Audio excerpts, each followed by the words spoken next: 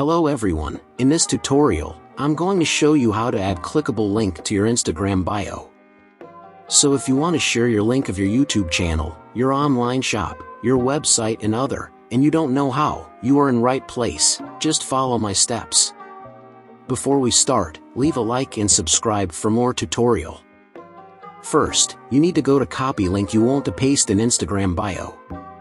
I'm going to copy link of my YouTube channel, and I will show you that process. Open your YouTube app on your device. After that, go on this little icon on top right corner. That will open this menu, and you need to click on your channel. Now, scroll to right, to go on about, and when you home on that, you will southeast on this place your channel link, and to copy this link you need to long press on link, and now copy link. Now go back, and open your Instagram app. Then go on this little icon of your profile, in bottom right corner. Then click on Edit Profile.